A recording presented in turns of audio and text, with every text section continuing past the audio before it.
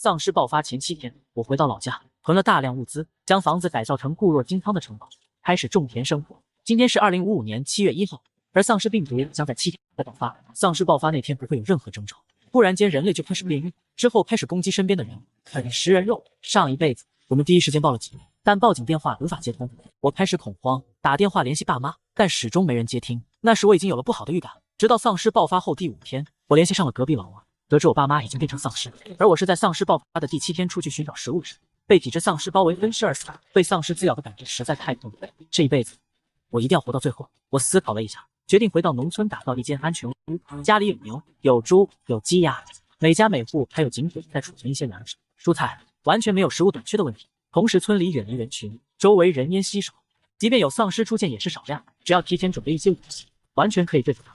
如果丧尸是传染导致的，我还可以提前告知政府，只要有一个人信任我，切断传染源，丧尸就不会失控。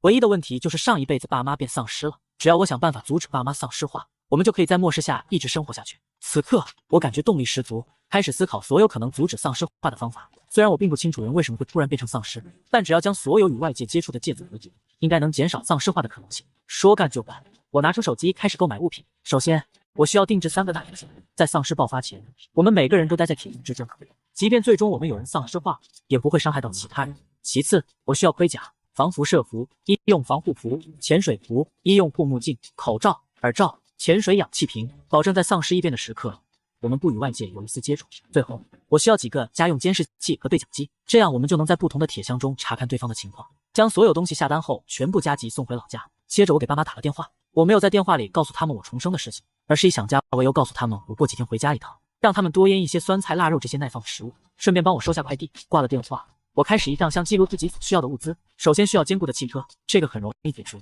只要前往租车的地方租一辆就行了。等丧尸爆发后，估计也不用带滑了。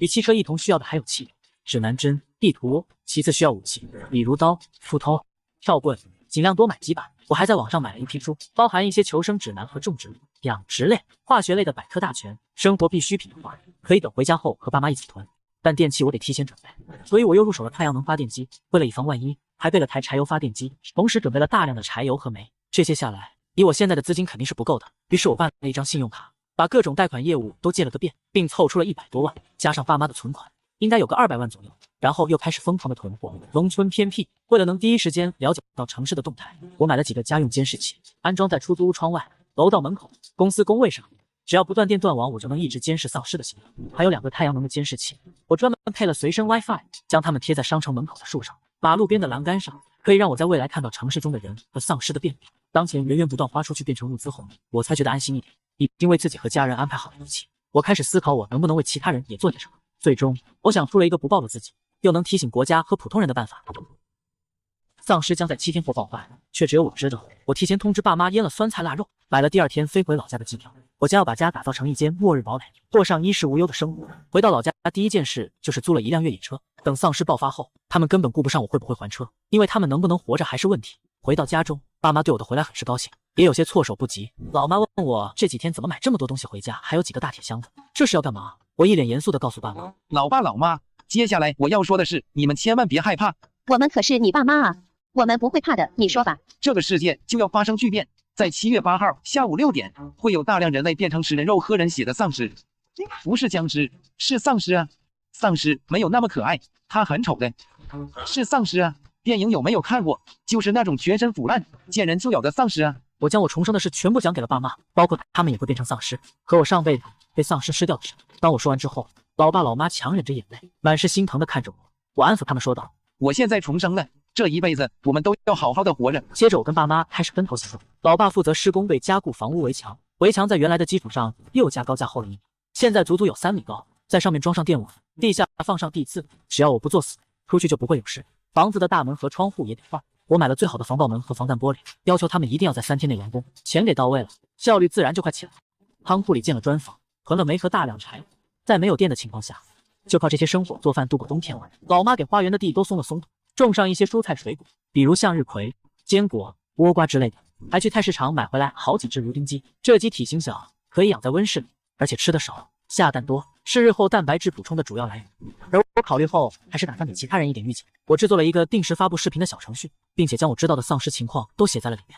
发布时间定在7月7号丧尸爆发的前一天，因为怕别人不相信，把我当成傻子，所以我又多做了2个视频，写下了7月5号和7月6号发生的大事。只要大家发现这2条视频都预言成功了，无论丧尸爆发是多么离谱的事，人们和政府也会有所准备。为了防止别人通过 IP 地址找上我早在上班的时候就偷偷把小程序安装在了同事坤哥电脑上，发布视频用的也是他的账号。不是我自私，而是我知道丧尸爆发时间一到，坤哥就会变成丧尸，就算有人查过来，一切也将死无对证。我已经尽我所能，距离丧尸爆发还有5天的时候，我拿着一张清单来到超市。我并没有着急的冲向货架，而是找到超市管理人员，直接把购买清单递给他，让他备货。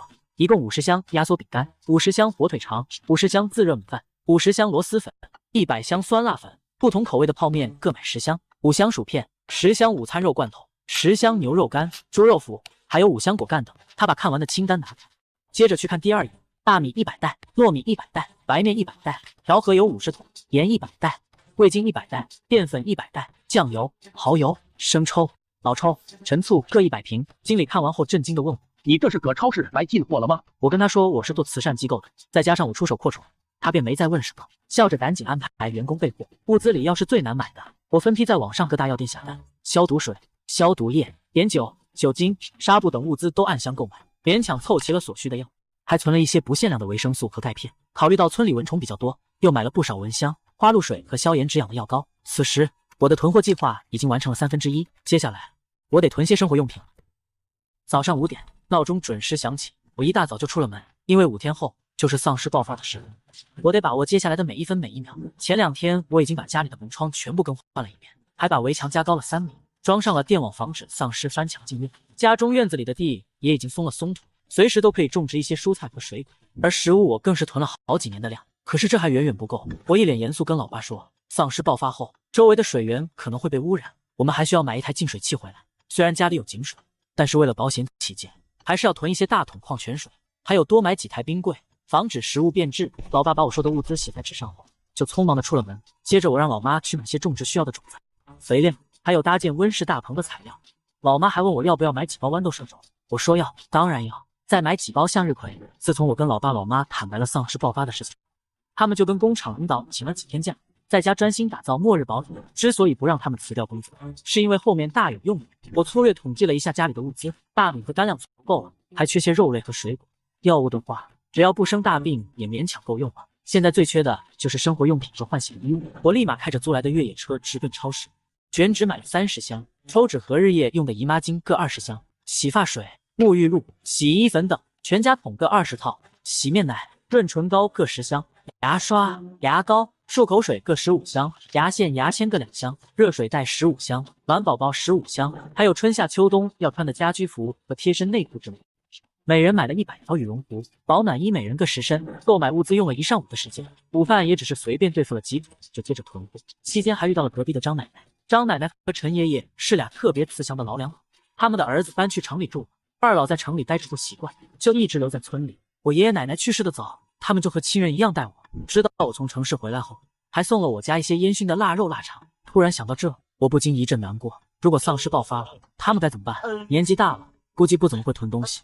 我考虑后决定给他们也囤一些食物，加上爷爷奶奶，一共5口人，要买的食物可不少。我直接跑到冷冻批发市场进行购买，各种速冻水饺、速冻汤圆、速冻蛋饺各50箱，速冻牛肉卷、羊肉卷、鱼肉片、乌鸡卷各100箱，冻鸡腿、鸡胸肉、鸡翅各100斤。为了不引起别人的注意，我来回跑了好几个市场，最后居然又订购了500斤猪肉、500斤牛肉、500斤羊肉。不知道为什么，多买一些自己会更有安全感。就这样一直忙到傍晚。回到家后，我跟老爸老妈说了一下大致情况，将一些物资搬至了隔壁张奶奶家。不出意外的话，够他们吃个1年半载了。老爸老妈也支持我的做法，虽然末世里不值得这样做，但是在自己有能力并且能保证自己安全的情况下，这种做法没错。忙活了1天，老妈给我们准备了一大桌美食，我回到房间播放起了行尸走肉，提前让爸妈习惯一下。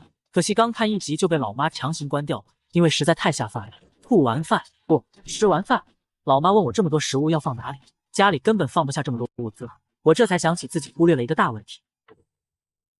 丧尸病毒将在4天后爆发，全世界却只有我知道。我提前回到老家，打造了一间末日生存基地，并且囤了可以吃10几年的食物。可是这么多食物要放在哪里却成了难题。老爸说，要不就在家里挖一间地下室，不仅温度低，适合存放物资，还可以在遇到失潮的时候进去躲躲。老爸的提议得到我们一致认可，我们分头行动。老爸开始联系施工队挖地下室，因为距离丧尸爆发的时间越来越近，老爸直接叫来20几个工人同时开工，预计在3天内把地下室挖好。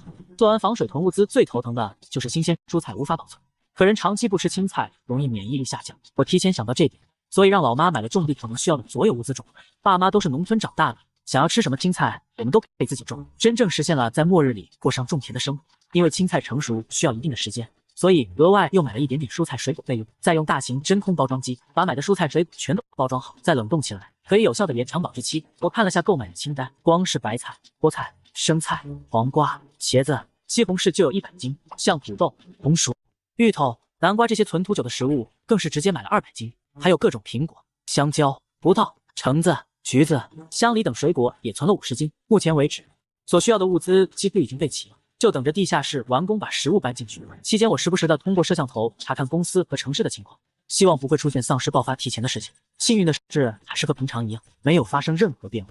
距离丧尸病毒爆发还有3天，今天并没有多少活。我坐在电脑前思考豆腐脑是甜的好吃还是咸的好吃的时候，突然传来一道声音：“喂，叔叔婶婶，你们在家吗？”她不是隔壁陈奶奶家的孙女茉莉吗？一直在城里读书，怎么这个时候回来了？茉莉什么时候回来的呀？又回来看爷爷奶奶吗？真是个孝顺的孩子。对呀，刚好学校放假嘛。对了，这是我从城里带回来的特产9转大肠，很好吃的，给您尝尝。哎呀，有心了，最近村里感染病菌了，尽量还是少出门吧。老爸老妈跟茉莉简单叮嘱几句后，茉莉就回去了。而我们囤物资的事情，也只是告诉她打算开家小超市，就是不知道为什么今晚的饭菜有种怪怪的味道。距离丧尸病毒爆发还有2天，我用来提醒大家丧尸爆发的视频已经发不出去。果然跟我想的一样，点击率根本上不去，大部分都是质疑的评论，只有几个人打算囤点物资。我放下手机没有再看，我该做的都已经做了，转身去电脑上把近些年爆火的电视剧、电影、游戏全都下载了，这可是末世里非常重要的精神食粮。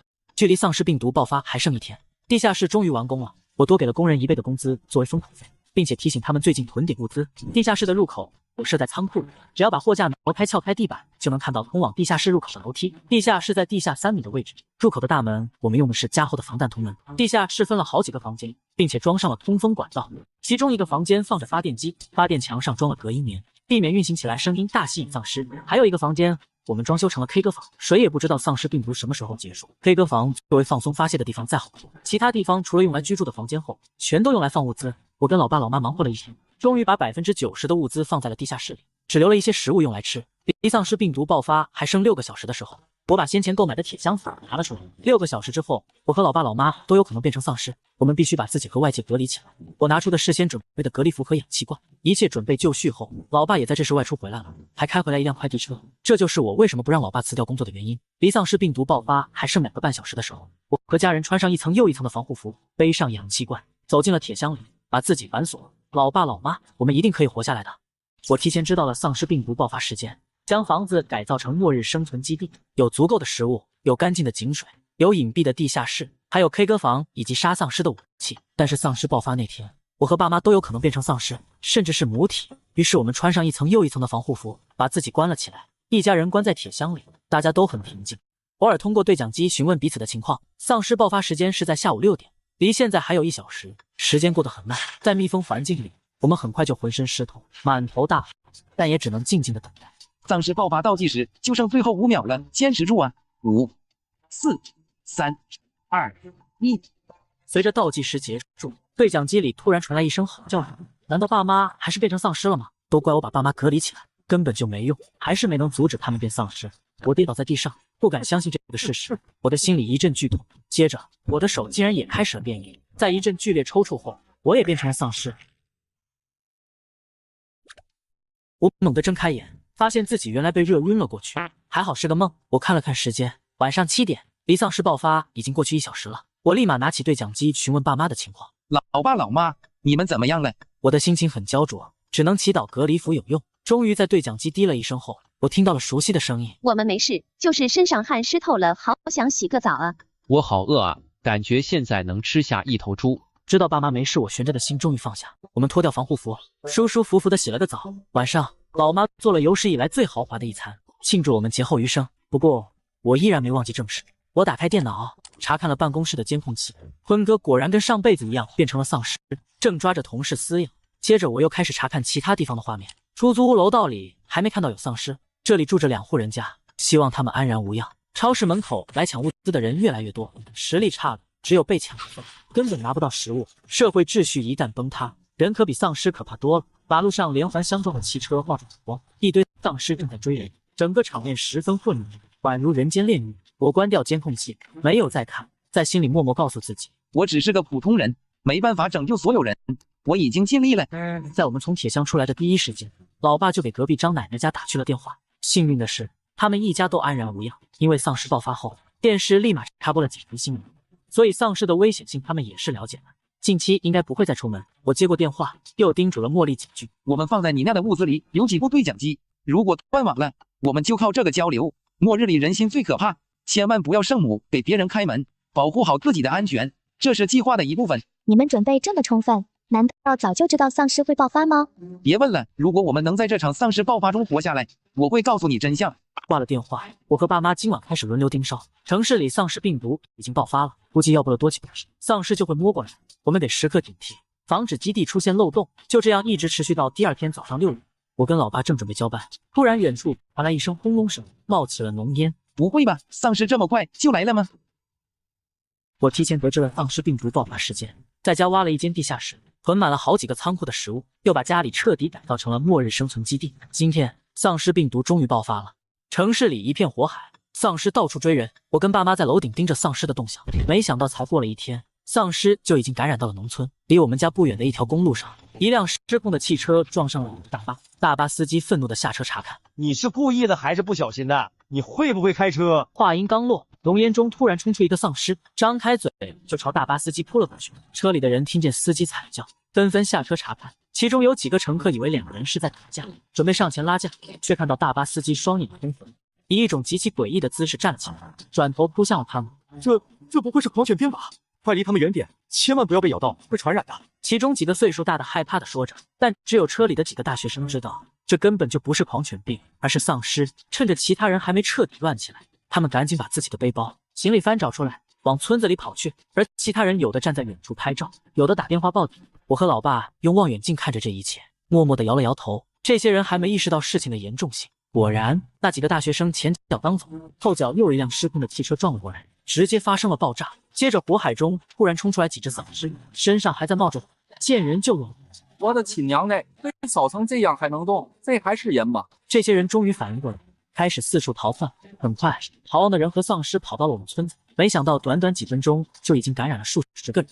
而就在我们楼下，有一个正在逃跑的男人被同伴推倒，瘦小的女丧尸立马扑了上去，对着他的脸就撕扯盆面。男人大叫着拼命往外推，却根本推不动女人。老爸神情紧张地看着这一幕，拔腿就往大门跑去。我立马抓住老爸，跟他说：一个成年男子都推不开比他明显小一圈的女丧尸，我们去了就是送死，而且他已经被咬了，千万不要同情心泛滥啊！什么同情心呢？我去检查一下大门，这丧尸力气真滴大，真怕大门挡不住。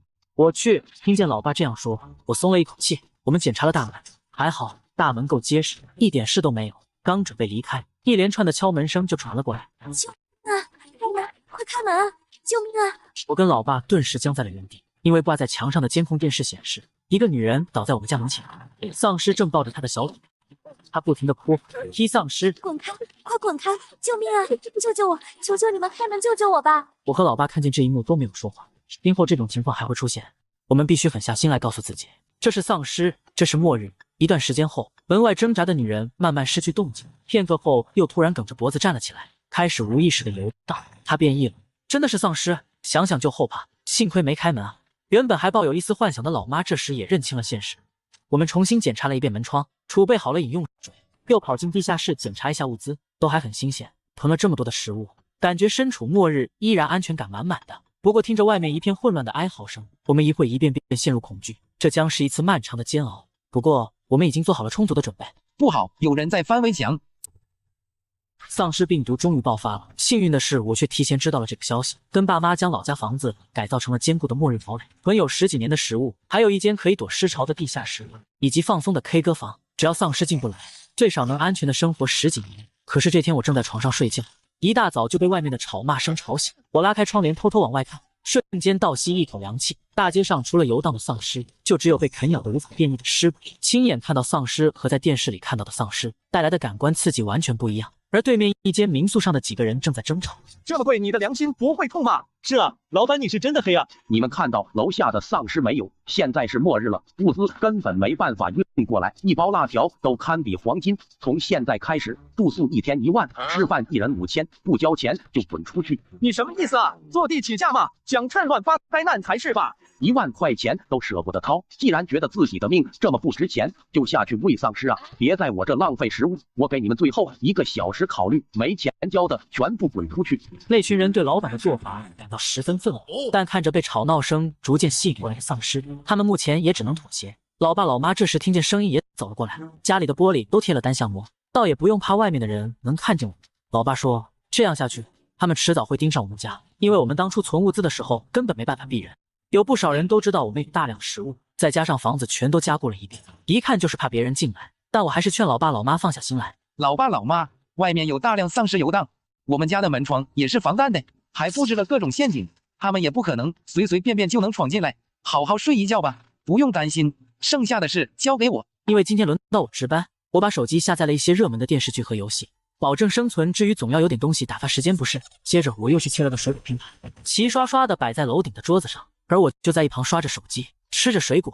下午的时候，我将无人机拿了出来，绕着村子巡视了一圈，发现我们整个村子30多户几乎沦陷了2/3，能明确看到有人活动了。算上我们家和对面的民宿，以及隔壁茉莉家，就只剩下可怜的6户了。其他的要么大门敞着，丧尸进进出出，要么房门紧闭，但里面丧尸横行，丧尸数量远超我的预估。但这还不是我最担心的，最担心的是还活着的人怎么生存下去。我一直盯着对面民宿的动静，突然发现对面2楼有个男生正在将自己的背包从阳台上往下扔，书包掉在地上的声音立马把附近的丧尸吸引过来。书包里不知道是什么，丧尸只闻了一下就散去了。2个半小时后，天开始慢慢变黑，老爸老妈也醒了，跟我换班。辛苦了，厨房里有我给你做的面条。你妈还说你最爱吃荷包蛋呢，多给你打了2个。可就在我们聊天的这个时候，我们看见了惊人的一幕。下午扔书包的大学生不知道是不是交不起1天1万的房费了，他们居然从楼里跑了出来，一共有3个人。他们左右来回观望，浑身上下包得严严实实，特别是双手上缠了厚厚的衣服，似乎是早有打算。出来后没有一丝犹豫，直接朝书包的位置走去，接着居然从包里拿出了一把剁骨刀，一脸凶狠地朝隔壁楼跑去。他们这是要干嘛？不会是……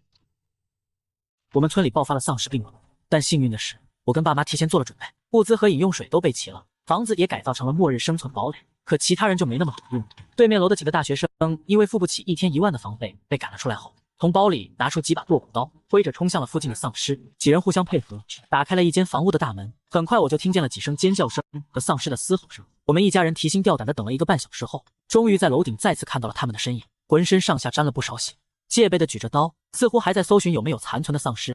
这时我们才明白，白天他们把背包扔了下来，一是为了把剁骨刀偷出来，不然有房东在，不可能会允许他们带着武器走；二是用背包掉落的声响尽可能把隔壁房子的丧尸让他们能够顺利的进入这个已经被丧尸感染的房子，当做以后的庇护所。老妈说，虽然很冒险，但确实是很聪明的做法。一段时间后，这几人抬着一具具丧尸的尸体从楼顶往下扔，然后欢呼击掌庆祝，他们成功了，真是后生可畏啊！我跟老爸老妈也为他们感到高兴，在这种时候，他们还能保持人性，不去伤害其他人，选择和丧尸硬刚，这已经很难得。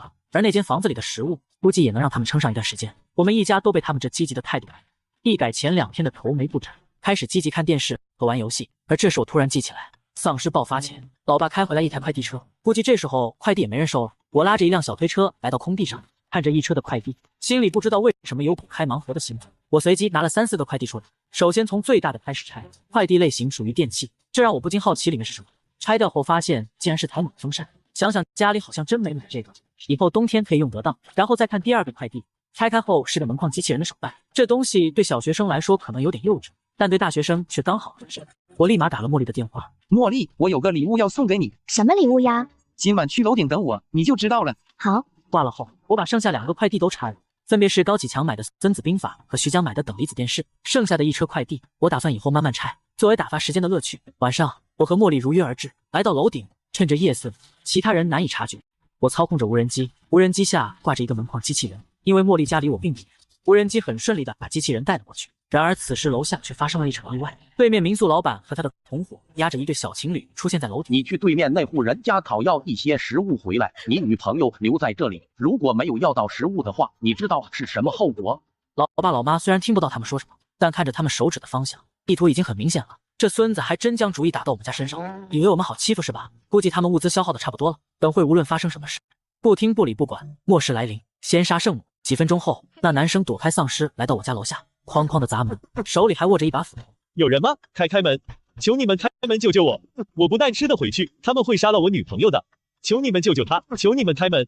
此时我在楼顶也看见了求救的这一幕，看得我真是头疼。这么大的声音只会引来丧尸，谁敢给你开门呢？他边拍边惊悚地看着周围，应该是丧尸已经被引过来了。见我们没有回应，就开始用斧头砍。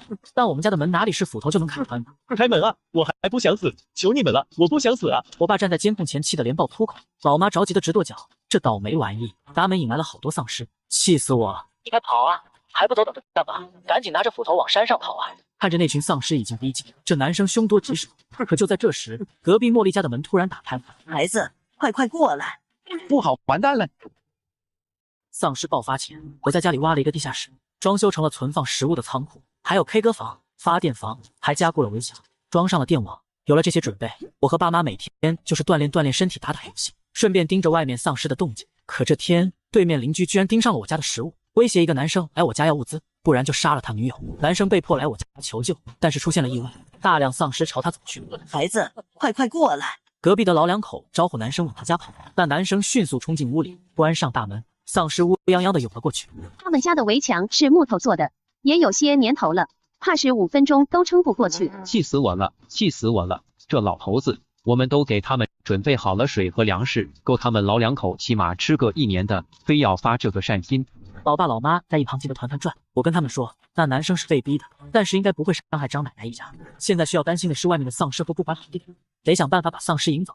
突然我想到一个好办法，老爸，快把家里的98K 拿出来，等会瞄准一个丧尸，直接射穿他的脑袋，我要杀鸡儆猴。老爸迅速去兵器库把之前想办法买的98K 拿了出来，接着我又跑去厨房，将老妈准备做晚饭的五花肉绑在无人机上，一旁还挂了个不知道在哪翻出来的老年机。点开一首最炫民族风循环播放，我遥控着无人机飞到丧尸群的上空，声音和血腥味瞬间让他们放弃进攻老房子，转而追向了无人机。村里所有人都在看着我们家的动静，我转头跟老爸说，老爸，你现在一枪射穿一个丧尸，然后再冲外面喊，再有谁敢骚乱我们家，下次打爆的就是你们的狗头。老爸明白了我的意思，来到天台瞄准丧尸群，砰的一声，直接打爆了丧尸的头。都给我看见了，老子不抢你们的东西，也别过来招惹我们，再有下次打爆的就是你们的狗头。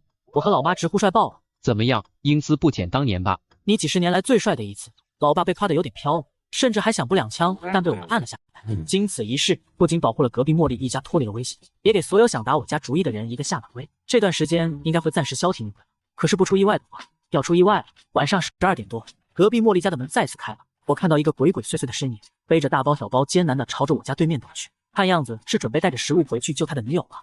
我一时不知道该骂这是恋爱脑，还是该夸他是好男人。不过走了也好，别继续待在茉莉家就行，谁也不知道以后他会做出什么事。人性是多变的。我看着他慢慢走到对面，就要到达大门的时候，突然踩到了地上，被丧尸啃咬的尸骨。他吓得后退好几步，可就是这一下，我清楚地看到，就在他不足3米的地方，2个丧尸转过了头，张牙舞爪地朝他过去。开门啊！我带回食物了，我全都给你们开下门啊！你们快去开门啊！你们不是说了他带着食物回来就让他进来吗？你们不敢开，我去开。你疯了？你没看到外面有丧尸啊？现在开门是想让我们都给他陪葬吗？你不开门的话，他会死的啊！他死不死关我们什么事？男生在明确得知里面的人不会给他开门，做不成筹码的食物被他丢弃在地上，转身又朝着2口子的房子跑了过去。我顿感不妙，一看这小子出来时居然给自己留了后路，根本就没锁门。男生一副得意又机智的表情，就要推开大门时，突然一只手把门反锁了，是茉莉。对不起，我只想保护我的家人。不要啊！开门啊！救命救命啊！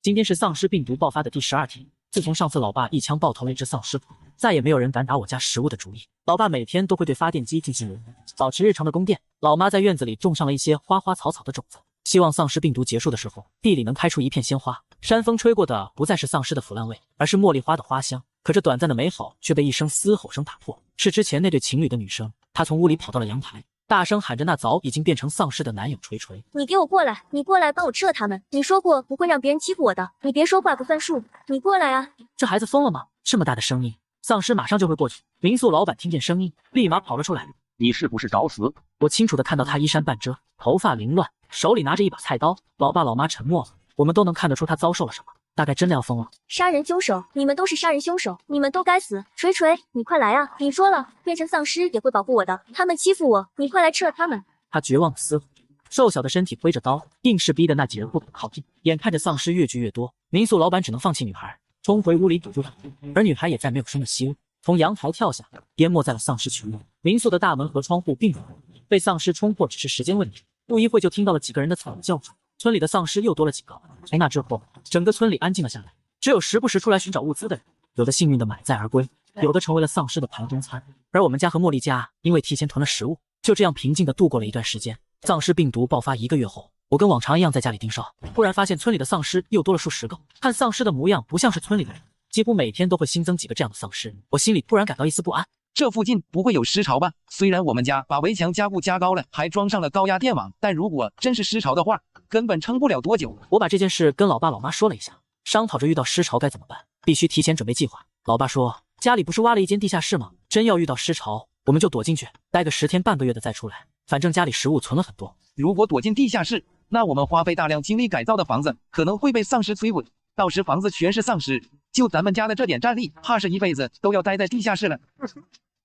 那就只有一个办法了，只能把丧尸引走，但是只靠我们做得到吗？我们讨论了半个小时，把可行的计划都想了一遍，最终也没能想出什么好的措施。我拿着无人机来到楼顶，准备观察一下村里的地形，好做打算，却发现对面那几个大学生正看着我们家，手上举着一张纸，写着蓝牙。我想他们估计有话和我们说吧。我点开手机的蓝牙，果然搜索到了一个名字，末日3人行，估计是他们。不一会他们发了一张备忘录截图过来，叔叔阿姨，你们好，我们没有恶意，我们太想吃饺子了，如果你们家有的话，能给点吗？我们可以用腊肉和你们换。我抬头看过去，见他们站在阳台挥着手，手里举着仅有的一小块腊肉，估计他们也快被逼入绝境了。我家并不缺腊肉，我也不介意送他们一些饺子，但是怕他们别有用心，末日之下不得不防。我有些犹豫，片刻后，他们又发来一张图，我们不会动无人机的，遥控器在你们那里，我们何必做损人不利己的事？叔叔，如果同意的话，你们不用无人机送过来，我带着腊肉去楼下拿，你用绳子吊下来就行。我思考后退中给他们发去一张截图。我同意交换饺子，我会用无人机送过去，你们不需要过来拿腊肉，你们先留着吧，不过需要答应我一个条件。片刻后，我收到了他们的回复，合作愉快。我提前知道了丧尸病毒爆发时间，将房子改造成末日生存基地，有足够的食物，有干净的井水，有隐蔽的地下室，还有 K 歌房以及杀丧尸的武器。现在丧尸病毒爆发已经过了1个月，我发现基地附近突然多了很多丧尸，丧尸都是新面孔，这让我怀疑附近可能有小型尸潮。我立马跟爸妈说了这个情况，并提前制定了尸潮应对计划。目前我们家有着3道防线，第一道防线是坚固的水泥围墙，高3米，厚1米，还装上了电网。考虑到电网可能会被丧尸破坏导致停电，所以又在地上安装了各种地刺。如果丧尸从围墙翻进来，那它只会被扎成刺猬。而我们的第2道防线是安装的各种防弹门和防弹玻璃，丧尸想要攻破需要不少时间。这期间，我们可以利用手里的武器反击，比如弓弩和自的燃烧瓶。假如丧尸数量远超我的预估，那我和爸妈还可以躲进提前挖好的地下室。这是我们最后的一道防线。地下室里存放着10几年的食物，有着完善的通风系统，必备的发电机，放松的 K 歌房，以及随时查看外面情况的监控室，足够狗到丧尸离开，我们再出来。制定完计划后，我拿着无人机来到楼顶，想要知道丧尸在哪个方向，围着周围5000米巡视了一圈，最终在一条公路上发现了大量丧尸，他们被一排排废弃的汽车堵在路上，偶尔有几个丧尸从汽车缝里钻出来，这应该就是村里突然多了很多丧尸的原因。我仔细看了看，发现众多丧尸身上还背着行李，应该是从城里跑出来避难的，只不过中途出现了意外。我不禁倒吸一口凉气，这少说也有几百个。不过幸运的是，只要没人故意制造动静，这些丧尸一时半会还不会跑出来。但是一直这样放着不管也是有些丧尸饿的已经开始啃食同伴的尸体了。丧尸吃了，丧尸会不会进化成高阶丧尸？老妈你放心吧，丧尸进化只有电影和游戏里才有。丧尸虽然不会进化，但是茉莉一家的围墙连普通丧尸都扛不住。我跟爸妈说，要不明天把茉莉一家接过来住，这样既安全，也有人能帮忙放哨，老一辈人的经验也能帮上不少忙。老爸老妈本就有这打算，但是碍于我一直没有开口，现在我提出一起住，他们当然支持。晚上吃过饭后，老爸给茉莉家打去电话，约定好了明天中午过来。而我再次来到快递车前，随即拿了10几个快递出来，期待着这次能开出好东西。第一个快递拆开是个蓝牙音响，刚好是我需要的，明天用来引走丧尸。抱歉了，收货人艾坤坤，你的快递被我截胡了。后面我花了几分钟把拿出来的10几个快递全拆了，口罩、洗面奶、5号电池、保温杯、奥特曼模型、零食、饼干、耳机、行李箱、热水壶、电饭煲，还有主机。这些快递虽然不惊艳，但也是日常能用到的。把这些东西整理放好后，我早早就睡了。很快到了第2天，我们按照计划，我和老妈用无人机引走丧尸，老爸开着越野车去见茉莉一家。不得不说，音响确实比老年机的声音大，附近的丧尸几乎都被声音引走了，只有落单的几个也被老爸精湛的车技碾压在车底。过程进展得很顺利，茉莉一家成功上了车，正准备把囤的物资也带走。可就在这时，我却通过无人机看到了几个熟悉的面孔，是之前帮我们家装修的那几个工人。他们开着一辆大车，车上还有一台挖掘机，看他们的方向好像是冲着我们村来的。不好，他们肯定是知道我们家有食物，打算来抢。快通知老爸赶紧回来！老爸接到我们的电话后，没有犹豫，放下物资就往回赶。临走时，我让老爸把没带完的食物全烧了，还特意叮嘱茉莉不要锁门。很快，老爸他们回来了，那几个装修工人也紧随其后来到了我家门外。新的挑战即将开始，导致停电，所以又在丧尸爆发前，我花光了全部积蓄，把家里改造成了末日生存基地，窗户大门全部换成防弹玻璃，还在家里挖了一个地下室，存放了10几年的食物。可是丧尸爆发后，没想到当初给我们家装修的那几个工人联系了一大帮人，开着挖掘机堵在了我家门外。其中几个人下来后就开始清理附近的丧尸。老李，这就是你说的囤了很多食物的地方吗？没错，丧尸爆发前几天，他们就已经开始囤物资加固房子了。他们肯定是知道丧尸会爆发，还假惺惺的多给了我们几倍的钱，让我们保密。啊呸！都末日了，钱还有什么用？我知道了，你们快把附近的丧尸清理干净，免得一会挖掘机启动引来丧尸。我和爸妈在窗前看见这一幕，终于明白为什么古代皇帝要把修建皇陵的工人给活埋了，只有这样才没有后患。我们家的武器都是用来对付丧尸的，根本没有办法对抗挖掘机，现在只能智取。老爸老妈，茉莉，我有一个计划，但是需要你们的帮忙。我们先这样，然后再这样。我快速把计划说了一遍，老爸他们开始分工行动起来。接着我来到窗前，打开窗户。现在我需要尽可能的拖延时间。哦，这不是理工吗？太好了，原来你还活着。当初让你们多囤点食物，你们应该囤了吧？那是当然，不然我也活不到现在呀。柴俊老板，还是你们反应快呀，提前打造了这么一间避难所。但是我看你们只有3个人，在末日里太弱势了，如果遇到不怀好意的人会很危险呀。不如这样，我们帮你清理附近的丧尸，给你当保镖，你们给我们提供一些食物怎么样？你也知道，我们这么多人大老远的跑过来，不可能空着手回去吧？家里还有老婆孩子等着吃饭呢。我知道，如果我这次给了他们食物，肯定还会有第2次，绝对不能答应他们。理工，如果我说我不给的话，你们会怎样？喂，小兔崽子，我跟你直说吧，今天你必须把食物交出来，或许还能留条命，不然就等着瞧吧。就你们这围墙，拦得住挖掘机吗？理工，你就不怕声音引来丧尸吗？哈哈哈，就这几个丧尸，我们还没放在眼里。那如果是几百个丧尸呢？你什么意思啊？我关上窗户，没有再理他们。我的目的已经达成了，虽然是末世，但我本意并不想伤害其他人。但既然是你们自己找死，那就怪不得我了。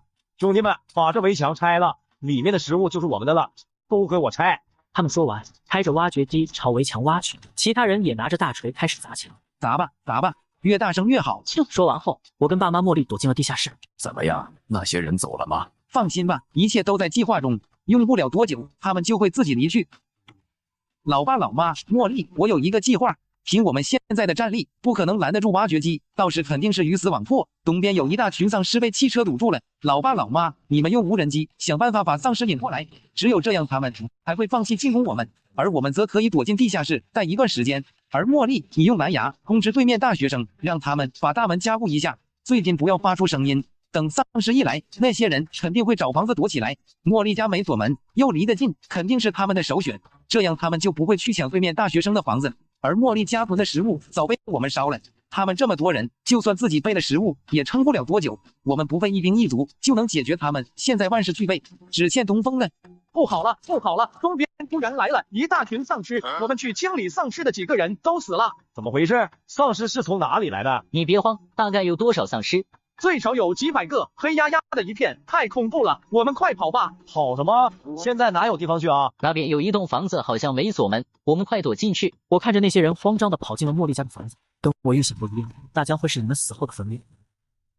丧尸病毒爆发第38天，我利用无人机引来尸潮，将来抢我家食物的工人困在了茉莉家。不出意外的话，2个月之后就是他们的死期。虽然我家围墙被破坏了一部分，但是我们收获了一台挖掘机，这种钢铁猛兽在后期可以派上不小的用场。我带着茉莉一家尽快熟悉了地下室的环境，给他们安排好了各自的房间。接下来我们要在没阳光的地下生活一段时间，大家的心情都很糟糕，谁也不知道以后还会遇到什么更糟的情况。至于那群被困的工人，我们目前也没办法查看他们的动向，无人机此时也不敢轻易乱用。就在我郁闷时，茉莉走了过来，说她有办法看到那伙人。因为平时只有爷爷奶奶在家嘛，我也会担心他们的安全问题，所以我不在家里的时候就装上了监控，好看看爷爷奶奶他们的状况。现在你看这些盗贼们的一举一动都看得清清楚楚。太好了，这样我们就不怕他们来个突然袭击。我看着茉莉手机里的画面，突然想起丧尸病毒爆发这么久了还没断网，一定是军队在努力的对抗丧尸，他们身处在第一线都没放弃，我必须得珍惜这来之不易的一切。我一改刚才的消极，把大家聚在了一起。老爸老妈还有大家，我相信这次丧尸病毒不会持续太久，大家不要气馁，以后可能会遇到更糟的情况，但那又怎样？以后的事以后再说，不要为了还没发生的事担忧。现在我们一家人平安无事的在一起，这就是最幸运的事。没错，接下来我们要认真的度过每一天，积极锻炼，好好生活。说得对，不如我们一起去 K 歌房看电影怎么样？最近简直憋得慌。我同意，我去给大家准备一些好吃的美食。妈，阿布，阿姨，我来帮您。咋回事？最近说话少，嘴巴都瓢了。看着这一幕，差点忍不住哭出来。身处在末日下，大家都是这么积极向上，和睦有爱，我更能体会人是群居动物。如果往后都是一个人生活下去，那得多没意思啊！我哼着歌来到仓库，一边推着小车，一边给车里装食物，薯条、辣条、方便面、花生、瓜子、饮料，还从冰柜拿了几瓶冰啤酒。老妈和茉莉炸了一些鸡腿、爆米花，我们就这样瘫坐在沙发，一口冰饮料下肚，直呼过瘾。而此时茉莉家的情况，那帮人把窗户大门堵得严严实实，一堆人生无可恋的坐在地上。怎么办？我们被困在这里，哪也去不了，带来的食物可撑不了多久。你现在问我有用吗？要不是你说你有办法弄到大量食物，我会带着一帮兄弟跑来这里吗？现在派出去清理丧尸的兄弟都死了，他们的老婆孩子还在家里等着我们的食物回去，我怎么跟他们交代？你是在责怪本帅？我也想不到他们准备的这么齐全，居然把尸潮都引过来了。你不是说你的兄弟以一敌十吗？这点丧尸就歇菜了。行了，别再说这些没用的话，食物不多了，接下来必须省着点吃。你们人多，我们兄弟根本不够吃，你说食物怎么分？我们难道要困在这里等死吗？别自乱阵脚好吗？只要等尸潮离去，我们就还有机会。你们去屋里找下，看还有没有能吃的东西。我通过这几天的观察，发现这伙人似乎是2个阵营，一个是装修工人一伙，来抢食物就是他们出的主意；另一个则是拿着斧头的这伙人，负责清理一路上的丧尸。不过他们之间好像并不和谐，特别是被困之后，经常出现争执。而我也在这段时间见识到了人性的险恶。今天是丧尸病毒爆发的第45天，我们一家因为尸潮搬到了地下室生活。虽然见不到阳光，但是设施齐全，有电有网，存有足够的食物，还有日常活动的场所。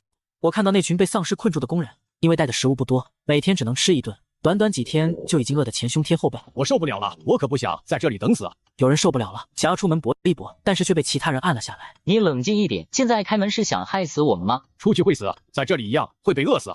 还不如出去跟丧尸拼了，运气好跑回车上，我们就能离开了。不行，外面少说有几百个丧尸，你跑出去喂一清早的尸群，我们都会被你害死。把他关到房间里去，别让他出来。那群工人已经被困了1周，虽然早就想到他们自己准备了食物，但心里还是有种不祥的预感。人在没有摄入任何食物，只喝水的情况下，只需要几个小时，身体就会开始分解蛋白质和脂肪，生成葡萄糖。所以不出意外的话，这群工人的脂肪储量越高，不吃食物存活的时间就越长。而一个营养良好、体重70千克的人，脂肪形式存储的总能量约161000千卡。如果按照人体不同能量的消耗水平计算，大概可以满足约30至100天，也就是不吃食物只喝水，大概能存活1至3个月。没想到这还是一场持久战，可时间越长，变数就越多。我们也想过用无人机吸引丧尸，让丧尸攻破他们的大门，但这样做风险太大，可能会导致丧尸躁动起来，让对面大学生也处于危险之中。最终我们还是决定什么也不做，先观望观望。丧尸病毒爆发第60天，这天下起了暴雨，地下室的排水系统需要不停的工作，耗电量极大，雨天太阳能板也用不了，完全靠发电机供电。为了节省电量，我们只把冷藏库和几个冰柜开着，其他地方都断电。一群人在黑灯瞎火的房间里，拿着手电筒玩起了狼人杀。丧尸病毒爆发第62天，空气中传来了一股烧焦味和丧尸的腐烂味，我们一家被迫戴上了口罩。喂，老婆，你还有多久才回来呀？家里的食物快吃完了，宝宝一直在哭，我真的很害怕丧尸发现我们。对不起，老婆，是我没用，再给我几天时间，不管拿不拿得到食物，我都会赶回去。你在家好好的等我回来。馆长，嫂子一定会没事的，先吃点肉吧，你已经几天没吃东西了。不吃了，我没什么胃口。肉？他们哪来的肉？他们一直被困在茉莉家，按理说食物早就吃完了，不可能会有肉吃，只有一种可能。想到这，我顿时泛起一阵恶心。丧尸病毒爆发第65天，那群被困的工人终于有所行动。经过前几天的暴雨，尸潮已经被分散了，现在屋外也就只有几十个丧尸，难怪这群人会打算出门殊死一搏。不行，我得立马把消息告诉大家，让爸妈和茉莉做好反击的准备。兄弟们，机会来了！现在外面已经没多少丧尸，馆主，你们掩护我到挖掘机那去。我知道那小子一家肯定躲进地下室了，这次我们不用进去，直接从地面开始吧，就算拿不到食物，我也要让他们不好过。希望这次能顺利把老李，否则我不会在这待着了。我老婆孩子还在家里，我必须得尽快赶回去。说完后，那群人拿着武器开始清理丧尸。丧尸长期没有进食，经过时间的流逝，身体也腐烂不堪，根本拦不住那群人。此时，我跟爸妈、茉莉已经做好了鱼死网破的打算，一家人全副武装。可是等了一段时间，一直没有动静。我用无人机飞出去查看，却看见了震惊的一幕：那群人居然不见了。停在那的挖掘机和汽车早已经被烧成了废铁，老爸他们都在惊讶这是谁干的，只有我淡定地坐在一旁，看来他们终于出手了。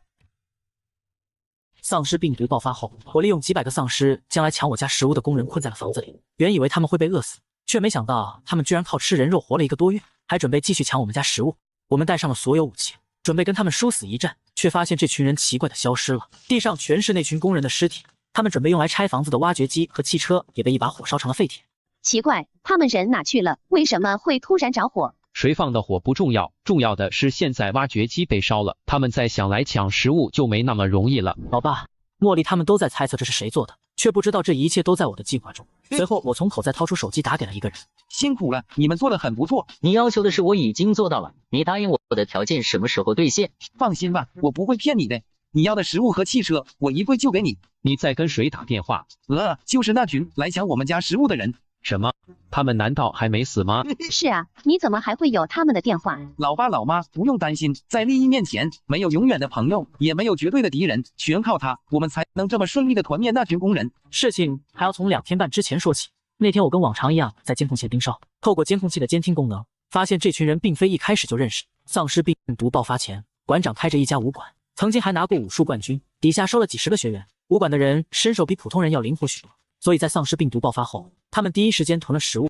身强体壮的人经常结伴出去寻找物资，老弱妇幼都安置在武馆内。而就在一次寻找物资的时候，碰巧救下了被丧尸包围的工人老李。武馆内人数众多，食物的消耗一直是个大问题。就在这时候，工人老李把我们家的情况说了出来。黄馆长，我知道有个地方屯有大量食物，我们可以合作。所以这就是为什么他们会开着挖掘机来抢食物。我看出馆长想带物资回去，但又避免不了和我们发生冲突，所以在馆长只有1个人的时候，我冒着风险通过监控器的对话功能和馆主做了笔交易。臭小子，你居然连我们都瞒着！就是，如果他们不答应，那岂不是暴露了监控器？我们再想知道他们的动向就难了。不会的，他一定会跟我交易，因为他已经没得选了。馆主，我想和你做笔交易。别出声，打开手机蓝牙。他虽然感到奇怪，但还是按照我的要求打开了蓝牙。就这样，我们建立了联系。你是谁？我就是你们要抢的人。你能通过监控器看到我们吗？为什么要主动联系我？因为现在只有我可以救你。馆长，我知道你现在着急回去救你的老婆孩子，不如这样，你替我杀了那群工人，再把挖掘机烧了，我帮你引开丧尸，还给你一些食物和物资，怎么样？你什么意思？我看你是怕了吧？等丧尸自己离去，我们一样可以杀了你，拿到物资。馆长，我实话跟你说吧，我确实提前得知了丧尸病毒会爆发，所以我不仅囤了食物，还囤了武器，玻璃可都是防弹的。如果我现在把你们的挖掘机烧了，请问以你们现在的状况，要怎么抢食物？你的老婆孩子等得了这么久吗？所以他答应了吗？馆主本来还在犹豫，但是我发了一张图片给他，他就动摇了。你们和那群工人相处的好像并不愉快，他为什么要偷听你跟家里人通话？你真的觉得吃自己同伴的肉，连一点罪恶感都没有的人，会允许你带着食物回去救那些连丧尸都杀不了的人吗？挖掘机没了，对你我都没坏处。如果有一天他把挖掘机开向了你，你要怎么办？我凭什么相信你？我可是来抢你食物的，你没理由帮我。我并不是帮你，而是帮我自己。你已经没有选择了，馆主，你要么相信我，我给你提供1车食物，大概够你们吃2个月；要么你们拼了命的来进攻我们，你自己想想吧。你需要我怎么做？经过前几天的暴雨，现在丧尸已经分散了。3天后，你让他们来抢食物，你趁机解决那群工人，到时会有人配合你们去安排吧。烧了挖掘机和汽车作为你的投名状。丧尸爆发前，我花光全部积蓄挖了一间地下室。今天是丧尸病毒爆发的第65天，因为尸潮，我们一家在地下室待了1个多月。现在尸潮终于分散了，却没想到之前被困的装修工人居然没死，又准备来抢我家食物。我并没有第一时间把这个消息告诉爸妈茉莉，因为是我让他们来抢的，我要一次性把他们团灭。兄弟们，就是这里，地下3米就是他们的地下室，我可是亲眼看到他们囤了几年的食物，肯定就放在这底下。我去开挖掘机，你们清理一下附近的丧尸。说完后，其中一个工人把挖掘机开了过来，但是他的目标却不是地下室，而是看向了另一边。接着挖掘机竟调转方向朝馆长挖去。不好，馆长，快小心你后面！其中一人瞬间冲过推开了馆长，但是他自己却被挖掘机狠狠地砸在地上。老李，你干什么？你是不是疯了？我可没疯，我清醒得很，把你杀了，这里的食物就全是我的，我可不会把食物带回去给那些累赘。我当初就不应该救你，要怪就怪你太心善了，馆长。在末日里可是会吃亏的。那人操控着挖机碾死1个人就跟蚂蚁一样简单，其他工人也纷纷把刀砍向了馆长面前，再加上附近有丧尸，馆长几人很快被逼入了绝境。对不住了，馆长，末日就是这样。眼见挖斗就要砸下来，千钧一发之际，一个燃烧瓶精准地落在了挖掘机上，瞬间大火吞噬了车身，是那几个幸存的大学生干的。车里的工人只能被迫从车上跳下来，浑身着火的在地上打滚，费了好大劲才扑灭火。馆长又立马扑了上去，跟那个工人扭打在一起。我真是看错你了，没想到来这之前你就没想过让我们活着回去。那又怎样？不要以为我不知道你和那小兔崽子偷偷联系。既然你要杀我，那我只能先下手了。你错了，老李，我要想动手，你早就死了，是你把我逼得无路可退。等一下，馆长，我错了。有什么话下辈子再说吧。馆长手起刀落，把来抢我们家食物的罪魁祸首终于解决了。虽然工人不是我解决的，但说到底，这一切都是我的安排。看着这么多人死在监控前，我默默地低下头，不断重复一句话：对不起，我只想保护我的家人。罪魁祸首死后，那群剩余的工人也被馆长和大学生解决了。事情就是这样，可是还有一个问题需要处理，那就是答应给馆长的食物和汽车。好在我提前做了准备，之前接茉莉一家过来时，老爸开出去的越野车并没有开回来，而是一直放在对面民宿的车库，车里有上次来不及带完的食物，差不多是2个月的量。原本是我们自己留的后路，但现在也没办法了。我拨通了馆主的电话，告诉了他们越野车的位置。我们家对面民宿的车库里有你想要的东西，拿了赶紧离开这吧，别出现在我们视野里了。馆长按照我的指引，成功拿到了车，带着剩余的几个人离开了村子。如果让馆长安全的回去，那以后还带人来抢食物怎么办？对，没错，有第一次就会有第二次。老爸他们说的并不是没有道理，我也明白放虎归山的后果，只是我此时还没有说服自己的内心，他们真的必须得死吗？犹豫了许久，我缓缓地抬起头，放心吧，他们回不去的，我早让大学生在车里动了手脚。不久后，一条公路上传出了汽车的熄火声和几个男人的叫骂声。馆长，那小兔崽子居然给车动了手脚，怎么办？丧尸越来越多了，馆长没有理会那几人，而是独自找了个角落坐了下来，接着打了个电话。我知道我不可能活着回去了，临死前你能答应我一件事吗？你知道我不可能会答应你。没关系，我不敢奢求你答应。我的老婆孩子躲在 A 市的精英武馆，如果他们能够幸运的活下来，我请求你遇到后能够接纳他们，他们跟我受了太多的苦，谢谢你。老婆跟儿子好好活下去，我爱你们。电话挂断，临死前馆主给柴俊发了一张图片，是他跟老婆孩子的合照。今天是个特殊的日子，丧尸病毒爆发整整100天了。虽然仅仅只有3个多月，但是想来抢我家食物的就有好几批人。要不是我提前知道丧尸病毒会爆发，把房子改造成了坚固的末日堡垒，怕是1个月都活不下去。没有了不怀好意的人干扰，我们从地下室搬到了地面生活。这段时间我们轻松了许多。茉莉每天都在电脑前追剧，3天就看完了整部奥特曼。平时也会跟着老妈学做美食，只不过大多是黑暗料理。之前围墙被挖掘机挖出了一个大缺口，一直没有处理。现在丧尸数量减少了，老爸把之前装修剩下的水泥和砖块用推车拉了出来，对围墙进行了加固。年轻时是建筑工人的茉莉爷爷在一旁提供技术指导。经过了上一次工人入侵事件，我们可以确定对面大学生信得过。这次他们在加固围墙的时候，还主动给我们当起了保镖，清理靠近我们家的丧尸，看他们利索的枪刀刺进丧尸脑袋，不得不说比刚开始的时候进步了不少。经过几人的合作，围墙填补得很顺利。可是就在要离开的时候，我却看到了一个熟悉的身影，是早已经变成丧尸的馆长。也许是缘分，他竟游荡回了村子。那好吧，霸蛋，能再帮我做件事吗？柴俊哥，有什么事尽管安排就行，帮我把变成丧尸的馆长解脱吧。我懂了，我现在就去。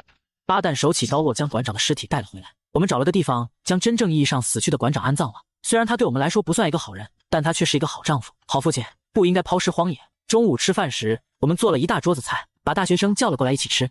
这是丧尸爆发后，他们第一次进入我们家，也是第一次面对面的交谈。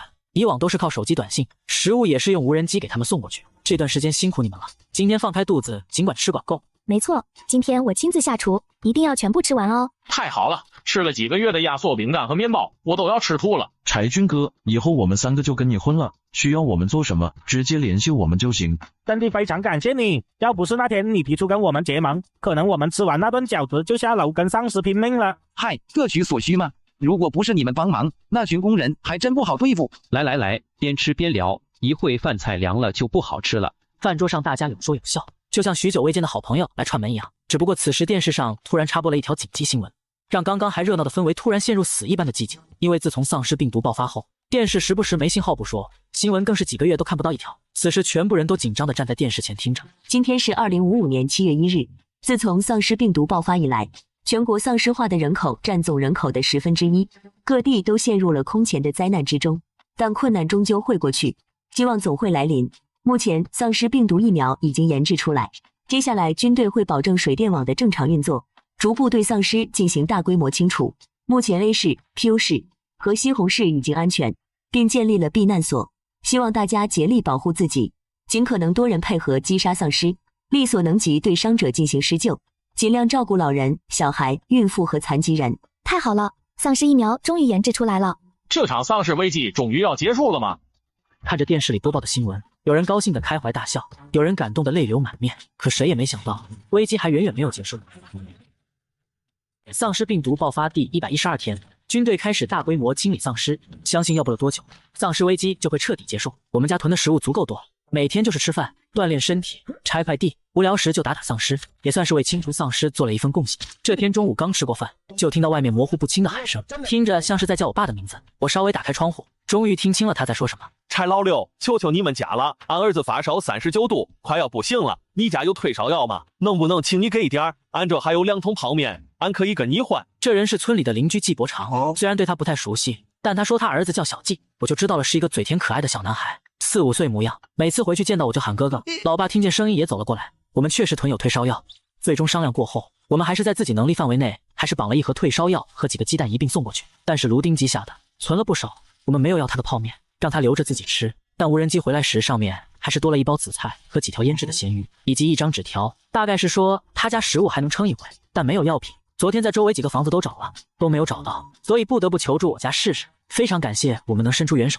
我们虽然确实没囤紫菜蛋花汤的诱惑也很大，但出于谨慎，我们还是把紫菜咸鱼扔了。末日下不得不防。后面的几天，又有一家人说家里没吃的，想让我们资助点，我们没有理会。村里就又恢复了平静，人也越来越少了。我们抽空把这段时间产生的生活垃圾堆在一起，一把火焚烧掉了。农村不比城市，城市垃圾不好处理，但在农村，垃圾烧掉后还能当肥料。丧尸病毒爆发第127天，地里开出了一片花海。老妈和茉莉、奶奶想着再开垦出一片地，种些韭菜、西红柿啥的。可就在这时，我们听见有车子驶进了我们村里，我立马把老妈他们叫了回来，躲在窗前偷偷观察。只见几辆越野车停在了村里，几个穿着迷彩服的男人从车上下来，一枪就打死了一个丧尸。村里有没有幸存者？我们是军方的人，现在来接你们到避难所。这是军方的人吗？我看不像，咱们先别动，看他们想做什么。如果有幸存者，请尽快出声。我们带的物资有限，一会还要去下一站。丧尸病毒短时间内还无法控制，避难所里设施齐全，安全性高，可以保证我们每一个人的生活。他们一遍遍的呼喊下，终于有人出声了。这边需要救援，终于等到你们了。是季伯长的声音。算算时间，他们的物资应该是快吃完了。对不起，老乡，我们来太晚了，让你受苦了。家里还有其他人吗？没有人，就俺自己。看来老季也并不完全相信他们，所以只能自己出来冒险了。同志，外面现在怎么样？咱们的基地在哪里？什么时候能走？不着急，我们先在这里待1、2天，把其他幸存者都带回去。你去收拾一下东西，把所有值钱的都带上，特别是金子之类的硬通货。为什么还要带值钱的东西呢？现在这些还有用吗？等消灭丧尸，秩序恢复，不是还得继续用吗？哦，对，确实是。他们一直强调值钱的东西，他们肯定不是军人，10有8九是趁着末日敛财的不法分子。茉莉，快通知大学生不要出来。然而我们还是晚了一步，信息刚发出去，就看到那几个大学生已经走了出来。丧尸爆发前，我贷款把家里房子改造成了末日生存堡垒，还存了10几年的食物。其他人冒着生命危险出来整尸的，而我无聊了就打丧尸，玩游戏，直接在末世里养老。可让我没想到的是，丧尸爆发才3个多月，丧尸病毒疫苗就研制出来了。军队开始大规模清理丧尸。那这样我岂不是还要继续还贷款？就在我为此发愁的时候，一群人突然闯进我们村抢劫，他们手里居然还有枪。俺已经将所有值钱的东西都给你们了，你们放过俺吧。俺们村里除了俺们几个之外，真的没有别的幸存者了。你说的可不算，把他带去房子里搜一下，看还有没有活人。老纪被他们用绳子绑着，拉着开始一家一家的搜寻物资。每次从房子出来，手上都会多出一些金饰品。老爸说，现在都末日了，他们要钱还有什么用？也买不到吃喝啊。可能外面的丧尸已经慢慢控制住了，用不了多久就会恢复正常生活，而他们就是想趁这个时候大捞一笔。听到我说用不了多久，丧尸危机就结束了，一家人都十分振奋。但现在我们依然面临着一个最严峻的问题。如果这些人挨家挨户的搜寻，肯定会搜到我们家，而且那3个大学生也被他们抓了，不知道会不会把我们家的秘密透露出去。虽然我们装了防弹门和玻璃，但实际质量谁也不知道，万一被他们打穿闯进来，我们就完了。刚说完，那群人就注意到了我家。那边那个穿短裤的，你不是说村里就剩下你们几个了吗？这家门为什么是反锁的？我没骗你，这家真没人，去年就搬去省城住了。是吗？你最好不要骗我们。那人明显不信，拿着枪对准了我家窗户，我的心一瞬间提到了嗓子眼。大家快离开窗户！接着砰的一声巨响传来，感觉整个房子都在颤抖。我第一次感受到死亡离我这么近，多亏玻璃够结实，不然刚刚那下我们就暴露了。什么情况，老大？这窗户居然是防弹的！原来是这样。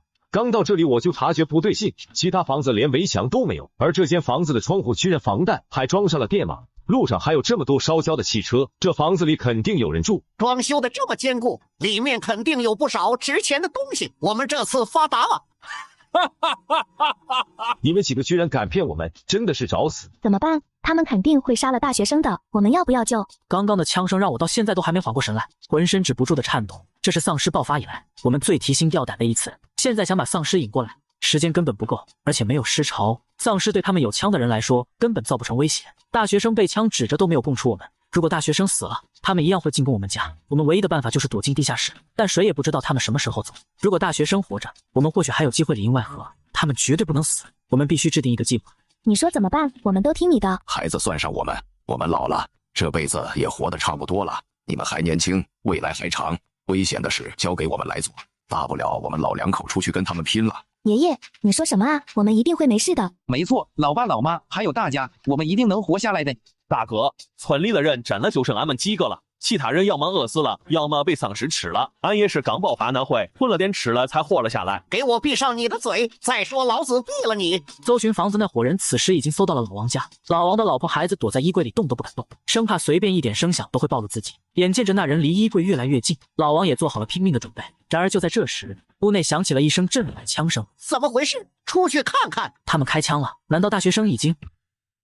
丧尸爆发前，我回到老家，把房子门窗全部加固，摆了发电机和太阳能板供电，还花光全部积蓄在家挖了一间地下室，存了10几年的食物。就这样，我们顺利的活到了丧尸病毒爆发的第127天。可是好运在这一天结束了，一群不法分子伪装成军人，抓了对面大学生和老纪，他们有枪。我们家的防弹玻璃都差点被打穿。他奶奶的，这丧尸听见枪声全都围了过来，给你们尝尝子弹的威力。小丑，别浪费老子的子弹，你知道子弹有多难找吗？站一边看着，我教你个办法。说完后，那人走到大学生旁边，从身上掏出一把刀，一刀扎进了巴旦的手臂。你去把丧尸给我引开，不然我现在就杀了你。他们也太不是人了，根本不把人命当回事。我们在窗前愤怒地看着这一幕，但却无能为力。现在根本没办法救下他们，只能眼睁睁看着丧尸被血腥味吸引，快步朝着巴旦逼近。巴旦忍着剧痛，拔腿朝着外面跑去。加油，巴旦，坚持住！只要跑出去，你就还有活着的希望。此时天慢慢暗了下来，另一批搜寻物资的人也回来了。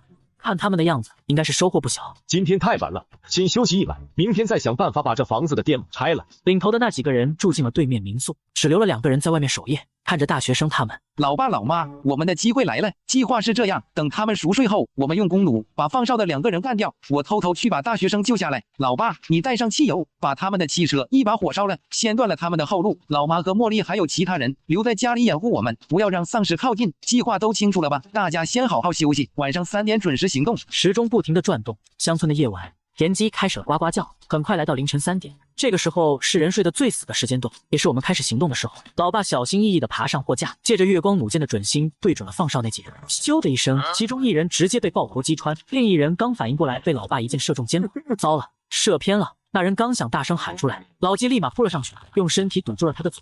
另外2个大学生也紧随其后一块压了上去，硬是凭借着体重把那人压得缺氧晕倒了。我们很顺利的救下了大学生，正准备给老纪松绑，老纪突然一脸惊恐的看着民宿2楼，没想到一把手枪此时已经瞄准了我。一声枪响过后，老纪奋力把我推开，但他却被子弹击穿了大腿。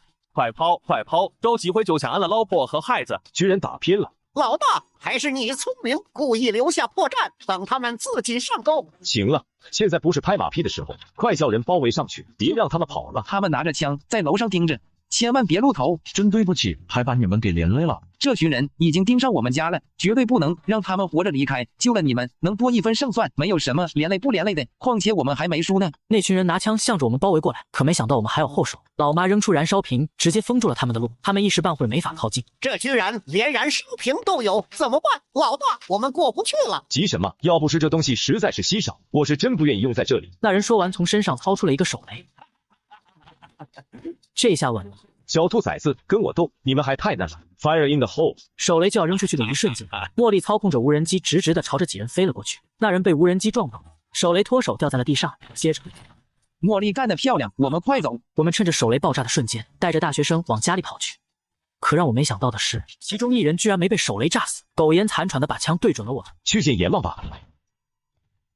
丧尸爆发后的第127天。不法分子冒充军队试图搜刮小区，我和老爸老妈计划在他们熟睡后将他们拿下。不料在我们营救大学生的时候，我们中了敌人的圈套。不法分子正拿着手雷瞄准我们，此时茉莉控制着无人机，手雷脱手掉在了地上，将他们团灭。可让我没想到的是，其中1人居然没被手雷炸死，苟延残喘的把枪对准了我们。去见阎王吧！一声枪响过后，那人被子弹射穿了脑袋。怎么回事？哪来的枪声？快看那边，是军队来了，还有8蛋，他居然还活着，被军队救了下来，太好了！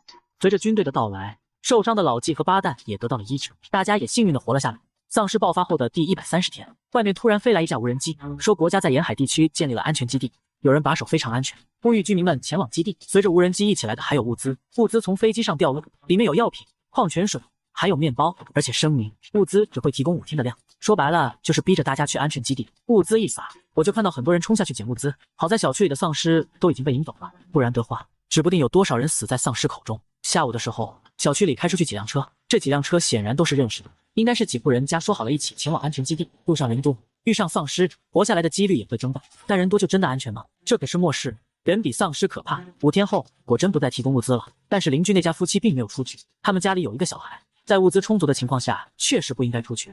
丧尸爆发的第140天，我跟茉莉正玩着游戏。此时对面的那栋楼飞来一架无人机，居然直奔我们这边来。无人机上面还贴着一张纸条，纸条上写着：你好，我们没有恶意，我想和你们达成联盟，一起放哨。村里目前没多少人了，我们2家还可以相互照应。这是对面那一家夫妻写的。我问了问爸妈的意见，老妈看着我和老爸的黑眼圈点了点头。虽然我们不愁吃穿，但每天8小时的盯梢实在是太累了，尤其是我妈还不能熬夜，爷爷奶奶年纪也大了，夜里都是我和老爸轮流盯梢。我说那就结盟吧，就算他们只有夫妻2个盯梢，我们也会轻松很多。我把同意结盟写在了纸条上，老爸高兴坏了。这样一来，我们加上茉莉，每人每天就只需要盯梢4个小时，这可轻松不少。为了以示友好，我妈找了一瓶小孩钙片放进去，2户人家的结盟就这样定下了。丧尸爆发后的第150天，我再也没看到小区里有人出去或进来，想必除了我们一家和邻居夫妻一家以外，其他人都去了安全基地，又或者没撑过这场寒冬，晚上冷得实在睡不着。老妈和茉莉拖了3大箱暖宝宝下来，这是老爸老妈最后一天囤货时买的，就是怕天气太冷了睡不着。我还拿出快递拆出来的暖风扇，但爸妈觉得太阳能板只够基础的用电，实在运作不起暖风扇就放弃了。一人分了1片后，我又拿出来1包，里面有10片，给对面那户人家送了过去。对面回赠了1块肉和2个鸡蛋，上面还有一张纸条，上面写着：谢谢你们，我家宝宝怕了，有了这个，他终于可以睡个好觉了。丧尸爆发的第160天，我们给邻居老王送去了好几本书。爸妈是老师，遇见个正在学习中的孩子，一下就把退休多年的热情激发出来了。我也考虑过要不要让他们搬过来一起生活，但还是怕途中万一出什么意外。本来物资充足，可以一直躺着，所以还是不要多此一举吧。丧尸爆发后的第181天，天气开始暖和了起来，家里种植的韭菜长得非常快。老妈喜洋洋的把韭菜割了，送了一点给邻居老王一家。无人机回来的时候，带回了小半袋肥牛和一张纸条，然而纸条上的内容却让我直冒冷汗。注意，好像有尸潮，离得远看不清。今晚我们家这边2个人守夜，你们也派1个人守夜。丧尸爆发后的第130天，国家在沿海地区建立了安全基地，村里好几户人家都陆陆续续的前往，但是邻居那家夫妻并没有去。我们通过无人机达成联盟，毕竟在这个末世里，多一个人帮助多一线生机。丧尸爆发的第180天，我刚和对面夫妻结盟没多久，他们就告知我尸潮大军马上就要来了，全家人开始进入1级戒备，检查了屋内所有的门窗是否锁好。晚上我和老爸2个人留下来守夜，心里十分忐忑。大概凌晨3、4点左右，我突然听到了极大的动静，像是地动山摇，连着整个居民楼都震动了起来。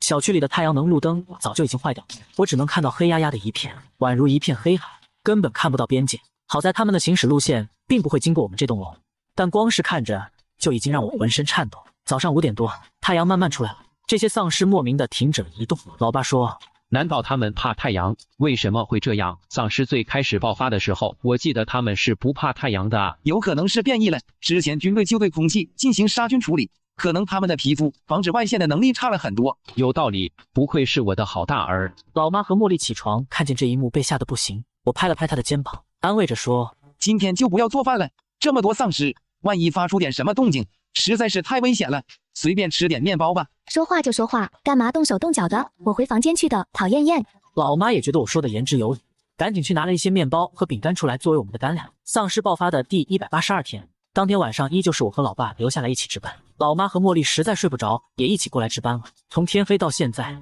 这群丧尸还是没有移动。大概半夜12点左右，这群丧尸终于动了。丧尸太多了，我不禁捏紧了手。幸运的是，尸潮大军一直从小区前面一点径直往南去了。我清清楚楚地看见这群丧尸没有痛觉，遇到障碍物也一个绕路，只会前仆后继的横冲直撞。尸潮威力到底有多大？3吨的越野车在丧尸前赴后继的撞击下分崩离析，我吓得说不出话。一转头看见最淡定的老爸，都出了一身冷汗。我们不敢想象，如果尸潮经过我们这栋楼，恐怕我们只有死路一条吧。也许是真被吓到了，我妈第2天就发烧了，一摸额头烫得吓人。我爸急忙找来药箱，茉莉熬了点粥，配着发烧药给我妈吃了下去。对面夫妻一家也用无人机传来纸条询问我们有没有事。尸潮终于离开了，我们躲过了这次危机，你们怎么样？没事吧？我老婆是位护士，丧尸爆发前，我们家还有一些应急药物，如果你们有需要可以提出来。我让茉莉割了一些韭菜给对面送过去，对面也回赠了我们一些感冒药和发烧药。韭菜已经割了2锅了，这东西长得快，老的也快。中午一家人商量了一下，决定包个饺子和馄饨。饺子是韭菜鸡蛋馅的，馄饨是包的猪肉和牛肉，这可是个大工程。我连忙洗了手去帮忙包饺子，包完后还分了一半给邻居一家。可以说在末世里，他们给了我们最诚挚的善意和帮助。老爸不仅饺子包得好，还是擀饺子皮的高手。身在末世，我们一家人活得有滋有味。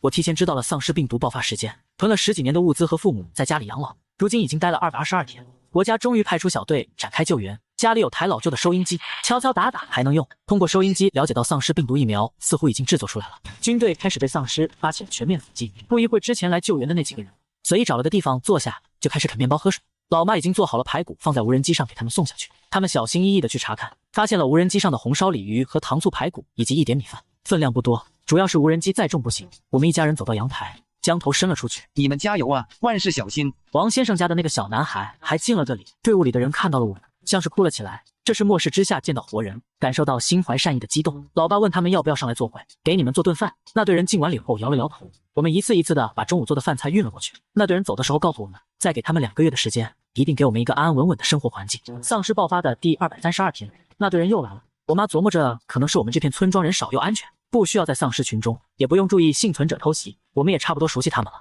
见他们来了，就开始用无人机一趟一趟的往下面送吃的。最后一次往下送的时候，无人机上挂了一张纸条，是老爸写的，问能不能拜托他们清扫一下楼道里的丧尸。这个小队答应。我爸带着我守在了18楼消防通道这儿，听到有人敲了门，我爸打开了消防通道，映入眼帘的是几个穿军装的小伙子。老爸不愧是当老师的，发动了3寸不烂之舌，好说歹说的把这群人带回了家里。我妈和茉莉早就烧好了一桌的饭菜。对不起啊，用这种方式把你们骗上来。一群人一边吃饭一边聊天。你们运气真好，在丧尸爆发初期就找了这么多吃的。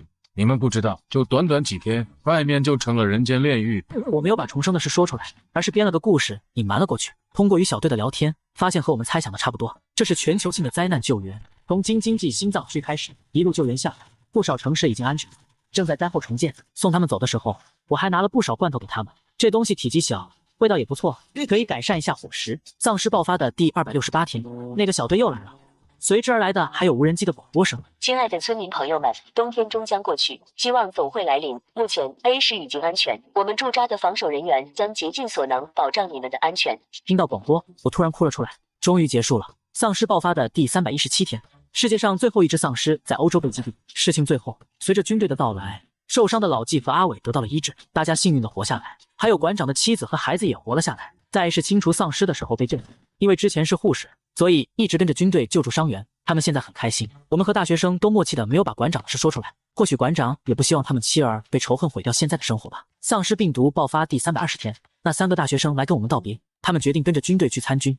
虽然现在丧尸病毒已经控制了，但各地还有不少残存的丧尸需要清除。我们做了短暂告别，临行前给他们每人发了个红包，挂了条红绳，寓意平平安安。丧尸病毒爆发第330天，全国的丧尸被清除干净，各地开始灾后重建，社会重新恢复秩序。丧尸病毒爆发第351天，这天除夕夜，家门口突然来了3个军人。